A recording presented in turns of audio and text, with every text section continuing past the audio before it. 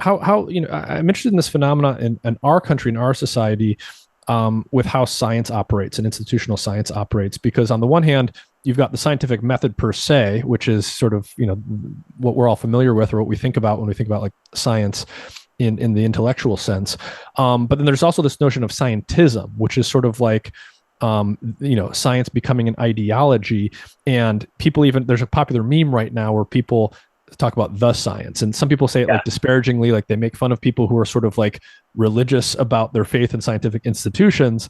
But then some people really do seem to just sort of adhere to what comes out of the official science-based institutions that are connected to the government as if it were a church. And I'm interested to know if you have any thoughts on that phenomenon here in the That's US. something I made a video talking about the intellectual flaws of science, and I really should make a video just about scientism as an ideology.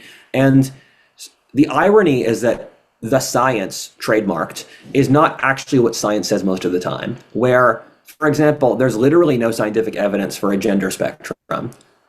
It's a philosophic theory invented in the mid 20th century by Marxists who were using basically language games to get there. And same thing with science is now completely in agreement that humans are genetically different, that different social classes, different people are genetically different. The argument is how much it affects that. And that's a very important argument.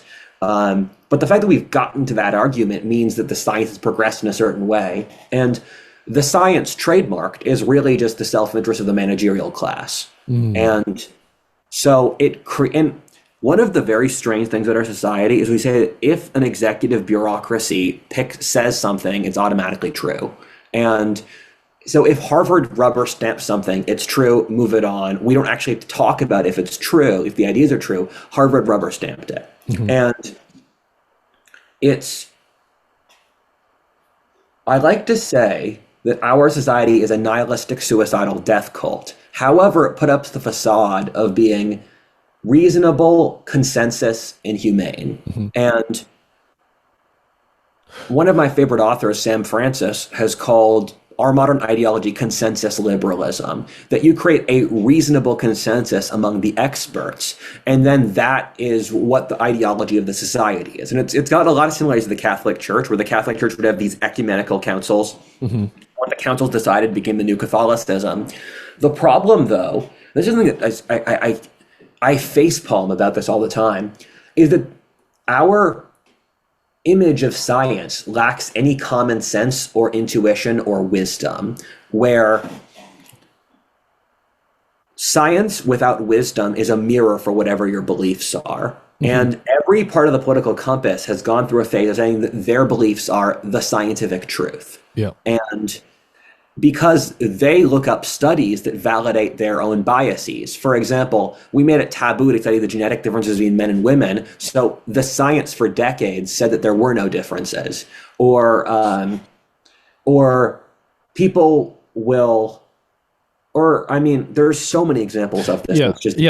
So that's like a negative example. There's a lack of information about a certain area because it was considered it was made culturally taboo to study that. But there's also like the opposite phenomenon where the scientific literature is so vast and dense, and it's populated by such a high variability and quality of studies. There's just studies out there, many of which are partially or completely invalid, but it allows you to just make a collage of whatever you want to support whatever conclusion you already held. The example I was going to bring up next is the food pyramid, which is really an example of this messing up, where when I was growing up, and I'm a Zoomer, the schools taught us that carbohydrates were the healthiest food. And that's insane, because when I go on keto, I lose a lot of weight very quickly. And that's a no carbohydrate diet. And the consensus now is that carbohydrates are one of the least healthy foods. And I don't trust the given consensus at any time. I think one of the mental models I have is that if some scientific opinion plays too much into someone's self-interest, I'm not going to believe it.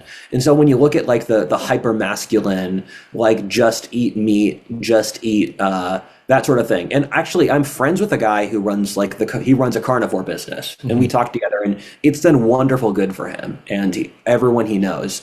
And I think the biggest reason the meat diet would help a lot of people is that it cuts out all of the chemicals. It cuts out the various. You're eliminating a lot of the crap that's out there, and there's multiple ways to. There's multiple elimination diets.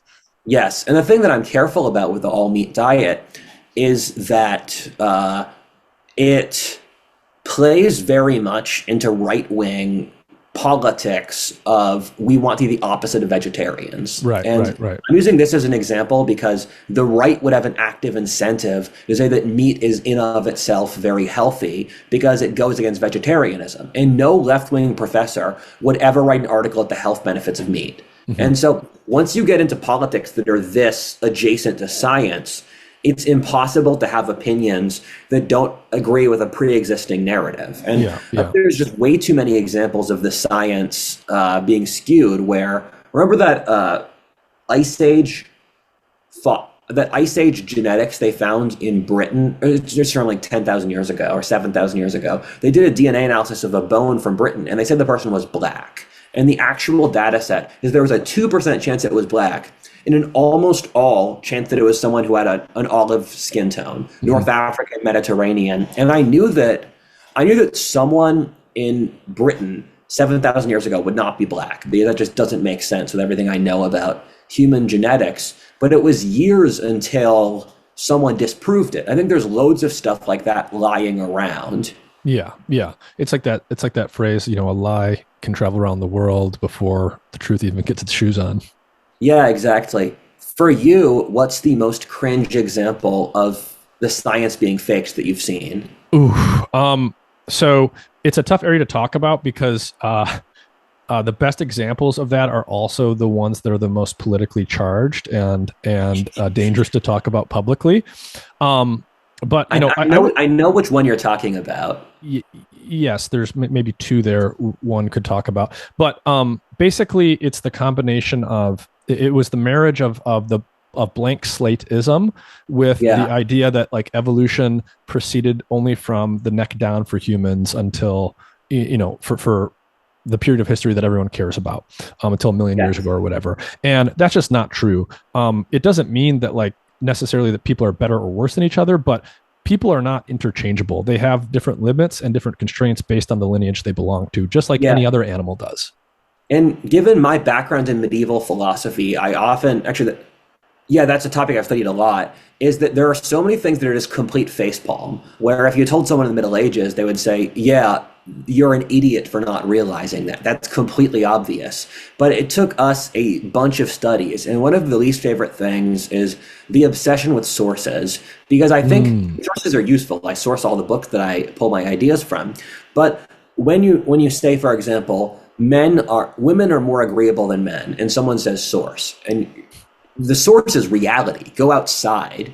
And a lot of what's happened is the removal of any sort of coherent shared reality and these very obtuse games about pretending to not know things that you don't know. And I was watching a debate between my friends at the Sitch and Adams podcast and Destiny, where my friend who's a centrist said left-wingers have a tendency to believe conservatives are greedy racists. And the leftists were like saying like, no, we don't believe that. And I was thinking, no, of course you guys believe that. We all know that. If we all played a real game here and understood, if we were actually talking about a shared reality, we could agree to that and move on. In the same way that I would say conservatives often view leftists as insane demon worshipers. And so, but the thing is, you can't have this any degree of a shared conception of these are just reasonable things. And so we play this obtuse game of pretending to not know things that are obvious.